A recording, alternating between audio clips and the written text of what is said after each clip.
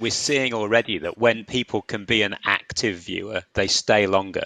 So if you look at what we do with the Spanish League in India, we have polls, we have interactive chat with commentators involved with viewers, and you see that if someone's involved in the chat, they listen for like 6 times longer. They stay active viewing, and it's not that sort of negative passive viewing that allows you to then go off and look at your phone and do other things. We want to try and keep people in the sporting environment. It's realistic to say they can be in the sporting environment but still doing other things. They can be chatting, they can be taking opinions, they can be voting, they can be betting, and that clearly is the direction of travel. And I think important that we see these initiatives with Twitch and with ourselves and with others as part of that journey. And I think gaming as a whole has been underestimated for a while, right? So, I mean, when we talk about esports, I always say, and I spoke to traditional sports federations as an example, I always tell them, look, you need a gaming strategy first. Don't think about esports yet, right? Esports is an organized way on top of it. Think about your sport. Think about the basics of it. You need a gaming strategy. You need a game. And I mean it, every sport needs a game. That needs to be very right front and center of what they're doing. And it could be archery, it could be golf, it could be football, of course, who has it, but every sport needs a game.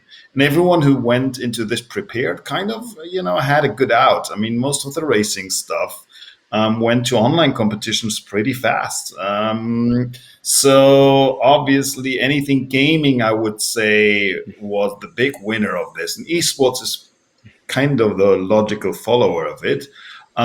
We actually got people like Coca-Cola and Facebook involved in esports by creating these great stadium events because they made it physically touchable. They created an experience that is like traditional sports, actually.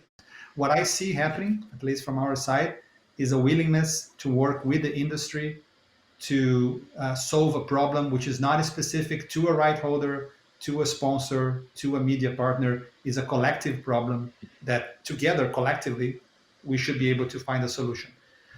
In some cases, there might be contracts that need to be rediscussed because the offers don't exist anymore. So we have to have a conversation. But I think that the more important than a specific contract is we're all on this together, and we're trying to solve a problem that is bigger than everybody individually. And collaboration will be the key to find solutions. For me, COVID has been the burning accelerator of digital transformation. I think it's basically anticipating and forcing, a lot of companies, businesses to change. I think there is a burning problem around, the volatility of the business model that sustains the entire sports industry. And definitely, there is a clear attempt to solve that and to find, other solutions and additional solutions that will make the industry more strong and stable.